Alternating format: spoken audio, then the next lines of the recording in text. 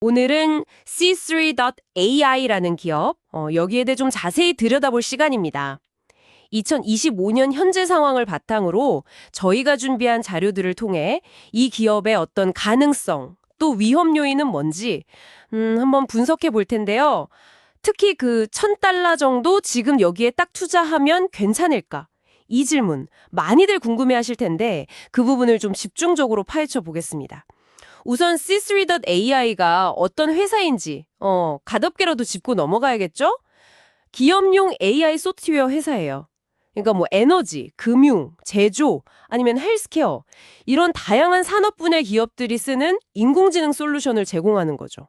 네, 맞습니다. B2B 중심인데 좀 흥미로운 점은 일반 기업뿐 아니라 미국 정부나 심지어 국방부 같은 굵직한 기관들도 고객으로 확보했다는 거예요. 오, 정보기관까지요? 그건 좀 인상적이네요. 네, 그리고 최근에는 뭐 마이크로소프트, 구글 클라우드, AWS 같은 이른바 빅테크 기업들하고도 파트너십을 맺고 있고요.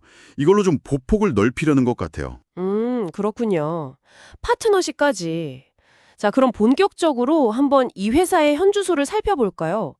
2025년 들어서 주가가 25%에서 많게는 44%까지 하락했다는 소식이 있는데 근데 여기서 정말 좀 눈여겨볼 부분은 실적인 것 같아요.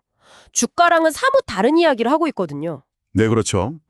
2025년 4분기 매출이 전년 같은 기간보다 26%나 늘었고 연간 성장률도 25%로 상당히 견조해요. 네, 그 성장세는 분명히 인상적입니다. 2025년 전체 매출은 약 3억 8,910만 달러, 수주 계약 건수도 38%나 증가했다고 하네요. 맞습니다. 그 숫자 자체는 상당히 긍정적인 신호로 볼 수 있는데 근데 동시에요. 2026년 매출 성장률 전망치는 20% 정도로 약간 둔화될 거라는 예측이 나오고 있어요. 이 점도 좀 주목해야 합니다. 아, 성장률이 조금 꺾일 수 있다. 네. 단순히 뭐 시장 상황 때문만은 아닐 수도 있고요. 자료들을 보면 경쟁 환경이 이게 상당히 치열하거든요. 경쟁이요. 예를 들면 어떤? 예를 들어 뭐 UiPath, RPA 쪽 강자죠. 아니면 팔란티어, 빅데이터 분석으로 유명하고요. 이런 경쟁사들과 비교했을 때 C3AI만의 어떤 확실한 기술적 차별점, 이게 좀 부족하다는 지적이 꾸준히 나와요. 기술 경쟁이 워낙 뜨거운 분야니까요. 차별성 문제. 예. 게다가 특정 고객에 대한 의존도가 높다는 점도 위험 요인으로 꼽힙니다. 예를 들어서 베이커슈스 같은 소수의 대형 고객 비중이 큰데요. 만약 이런 핵심 고객과의 계약이 변경되거나 종료된다면 회사 전체 실적이 크게 흔들릴 수 있는 그런 구조인 거죠. 아, 그렇군요. 성장세는 좋은데 경쟁 심화랑 특정 고객 의존도라는 과제가 있네요. 그럼 가치 평가는 좀 어떤가요? 그 주가 매출 비율, PSR이라고 하죠. 네, PSR. 주가를 주당 매출액으로 나눈 값인데 이익 못 내는 성장 기업 볼 때 종종 쓰잖아요. 이게 C3AI의 경우는 6.5에서 한 8.6 수준이라고 해요. 네, 맞아요. 근데 동종 AI 소프트웨어 기업들은 보통 10에서 20 사이라고 하니까 이건 상당히 낮은 편 아닌가요? 이게 저평가 신호일까요? 네, 그럴 수도 있고요. 일부 분석가들은 1년 목표 주가를 현재보다 꽤 높게 한 31달러에서 56달러 사이로 제시하기도 하던데요. 바로 그 지점에서 C3AI의 가장 큰 약점, 아킬레스건이 드러납니다. 바로 수익성 문제예요. 아, 수익성. 네. 2025년 순손실 규모가 약 2억 8,870만 달러. 이게 벌써 3년째 이어지는 적자입니다. 3년 연속 적자요? 네. 영업이익률은 마이너스 31%에서 심지어 마이너스 80% 수준까지. 매우 낮죠. 마이너스 80%요? 와. 그러니까 매출은 분명 늘고 있는데 이익을 못 낸다는 건 비용 구조에 좀 문제가 있거나 효율성이 떨어진다 이렇게 해석될 여지가 커요. 그렇겠네요. 물론 당장은 보유 현금이 많고 부채가 적어서 유동성 위기 걱정은 없다고 분석되긴 하는데요. 근데 이런 적자 구조가 계속 길어지면 결국에는 자본을 추가로 조달해야 하거나 아니면 좀 강도 높은 구조 조정이 필요해질 수도 있다. 이런 가능성을 배제할 수는 없죠. 수익성 문제가 결국 발목을 잡는 거군요. 그 낮은 PSR도 어쩌면 이런 우려가 반영된 걸 수도 있겠네요. 네, 충분히 그럴 수 있습니다.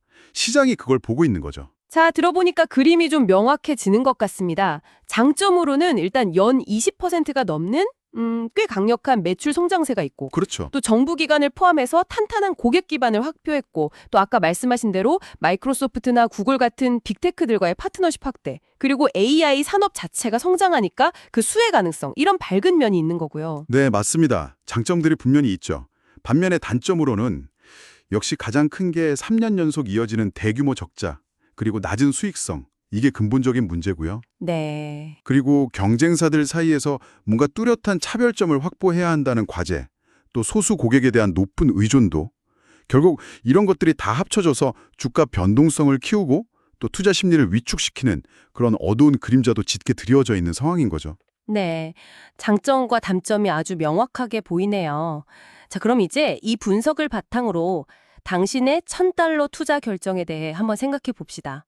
분명한 건 AI라는 이 거대한 흐름, 이 파도에 올라탈 기회를 C3.AI가 쥐고 있다는 점일 텐데요. 네, 기회는 분명히 있습니다. 하지만 동시에 지속적인 수익성 개선 없이는 그 파도를 제대로 타기 어려울 수 있다는 점, 그리고 경쟁자들이 계속해서 정말 거세게 도전해 올 거라는 그런 현실적인 위험도 꼭 고려해야 합니다. 그렇죠. 위험 요인도 만만치 않죠. 그래서 자료들을 종합해보면 대체로 이렇게 요약하고 있어요. 만약 당신이 AI 시장의 장기적인 성장을 정말 굳게 믿고 단기적인 주가 변동성 정도는 충분히 감내할 수 있다. 이런 투자자라면 위험 관리 차원에서 분할 매수를 하거나 아니면 포트폴리오의 일부로 좀 소액만 투자하는 걸 고려해 볼 수는 있겠다. 아, 분할 매수나 소액 투자. 네. 하지만 좀 더 안정적인 투자를 선호하는, 그러니까 보수적인 투자자라면 C3.AI가 실제로 수익을 내기 시작하고 또 시장에서 확실한 어떤 우위를 점하는 것을 눈으로 확인한 후에 투자하는 것이 더 안전한 접근법일 수 있다. 이렇게 조언하고 있습니다. 그러니까 좀 더 확연하고 들어가라는 거군요. 그렇죠. 수익성 개선과 시장 점유율 확대를 먼저 보자는 거죠. 알겠습니다. 마지막으로 이 내용을 좀 곱씹어 보면서 한 가지 질문을 더 던져보고 싶습니다. 아까 언급됐던 그 마이크로소프트나 구글 같은 기업들과의 전략적 파트너십. 이게 과연 C3.AI에게 얼마나 실질적인 도움이 될까요? 네, 파트너십이요? 단순히 그냥 이름값 있는 파트너를 확보했다. 이걸 넘어서 이 관계가 정말로 수익성 개선, 그리고 경쟁사들을 따돌릴 만한 차별화된 경쟁 우위 확보로 이어질 수 있을지 어쩌면 이 부분을 앞으로 계속 유심히 지켜봐야 할 가장 중요한 포인트가 아닐까 싶습니다. 네, 정확한 지적이십니다. 그 파트너십의 실질적인 효과를 검증하는 것이 앞으로 C3.AI의 주가 향방에도 중요한 영향을 미칠 것 같습니다.